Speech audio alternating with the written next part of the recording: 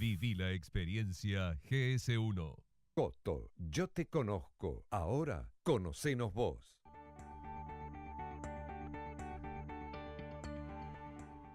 Municipalidad de San Martín.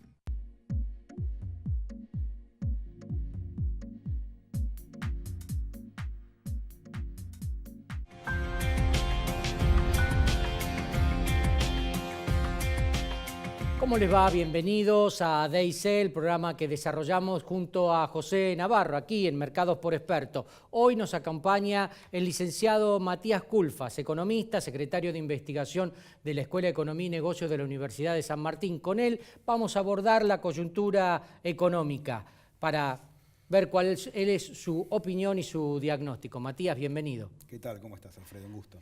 ¿Cuál es tu diagnóstico ante estas medidas que el gobierno salió a plantearle al resto de los ciudadanos y a las empresas para aliviar la crisis económica?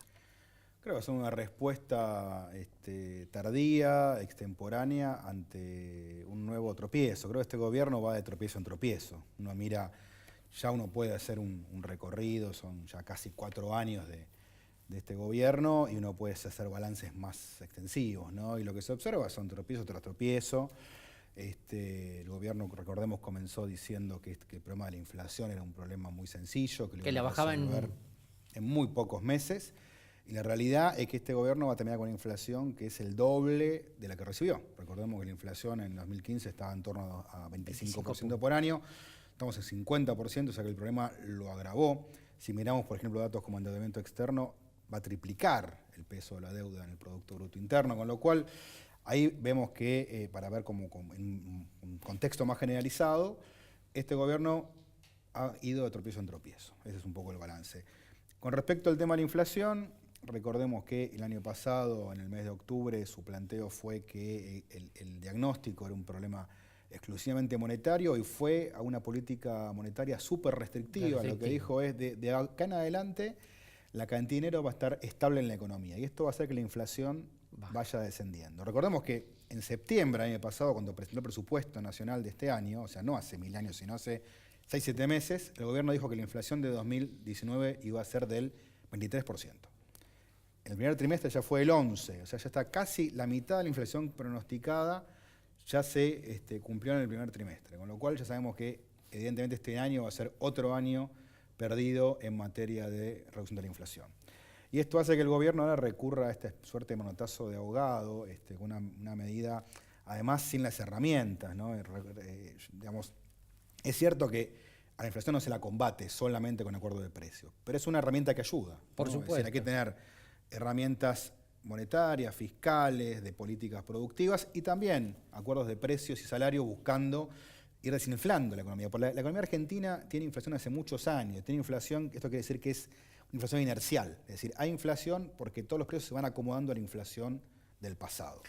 Entonces, ahí tenemos un problema serio. Y este gobierno ahora, digamos, cuando llegan las elecciones, estamos a pocos meses de las elecciones, y se da cuenta que no tiene nada para ofrecerle a su electorado, solo le está ofreciendo más de lo mismo. Dice, miren, la verdad, hicimos todo mal.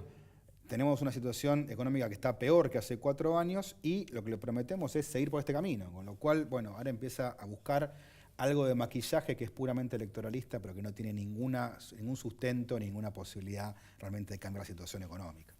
Vos hablaste del endeudamiento externo, pero también hay un endeudamiento en el tema de la LELIX, hay una expansión en ese tema. Esto influye fuertemente en el desarrollo económico, en la recesión, en la falta de crédito. ¿Cuál es tu Mira, Alfredo, opinión? hoy el mercado financiero está prácticamente está roto. Digamos, hoy, cuando nosotros llevamos nuestra plata al banco para hacer un depósito a plazo fijo, el banco lo que hace con nuestra plata no es decir, bueno, le voy a prestar a la producción o al comercio. Lo que hace es darse vuelta y darle todos esos dineros al Banco Central, que a cambio de eso le da LELIX, letras de liquidez, a tasas de interés que según el momento histórico rinden 70%, 60%, ha bajado en su momento a 40% y volvió a subir, con lo cual lo que estamos hablando es de un proceso puramente de especulación financiera que mantiene tasas de interés muy altas y cuyo único objetivo es mantener la rentabilidad de los plazos fijos relativamente alta para evitar que eso se vaya a dólares. Esa es la situación, no hay mucho más. Así de rústico es el programa monetario que tiene hoy el Banco Central. Lo único que busca es llegar a las elecciones con un dólar que no se le vuelva a disparar, porque sabe que si hay un pequeño movimiento, como ocurrió en el mes de marzo, eso vuelve a repercutir negativamente en los precios y vuelve a afectar el salario real. Sí. Y esta afectación al salario real y toda esta política económica produce recesión y afecta directamente a la producción industrial, a la caída del consumo, la caída de la producción industrial, el desempleo. Esto es así. Mirá, no hay mucha vuelta que darle con esto, Alfredo, porque fíjate que en definitiva esta reducción del salario real lo que hace en definitiva es reducir el consumo interno. Las empresas tienen menos producción para colocar en el mercado interno. El mercado externo no es un mercado que esté muy demandante de productos argentinos, no es que tengamos sacando el complejo agroindustrial, y aún así tampoco les va demasiado bien. Sacando eso no hay mucho para salir a ofrecer, son procesos mucho más complejos y que requieren más estabilidad, un horizonte distinto. Es decir, la idea de podemos sacar pymes exportadoras es una idea buenísima, pero no se logra de un día para el otro. Se logra sobre todo con un plan estratégico, con perseverancia, dándole certidumbre a los empresarios para que se animen a invertir y a buscar nuevos mercados. Y este gobierno no lo está haciendo. Este gobierno tiene una idea completamente distinta respecto al desarrollo económico y ha priorizado la esfera financiera pensando que este ingreso de capitales externos se iba a destinar a inversiones productivas, y eso no ha ocurrido, lamentablemente. Matías, obviamente muy claro en toda esta apreciación de la coyuntura.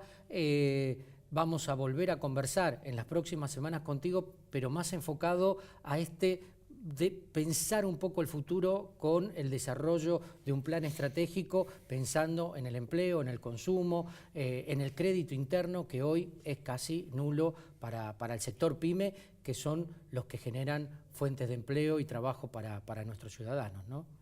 Sin duda, que lamentablemente cuando uno mira la perspectiva histórica, yo recuerdo que a fines de 2015 escribí en un informe diciendo, la verdad que si Macri avanza con sus políticas económicas, hay un riesgo, se ponen en riesgo 140.000 empleos industriales.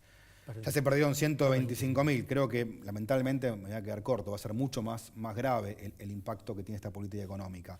Menos industria es menos producción, menos empleo, menos consumo interno, y lamentablemente no es que hay otra rueda que reemplace eso, no es que nos dice, bueno, está bien, cerramos, perdimos 150.000 empleos industriales, pero se crearon 200.000 de otra actividad. Lamentablemente eso no ocurre, y eso lo que hace es generar un círculo descendente donde la economía es cada vez más pequeña y tiene más dificultades para generar crecimiento. Matías, muchas gracias. Nosotros continuamos en Mercados por Experto.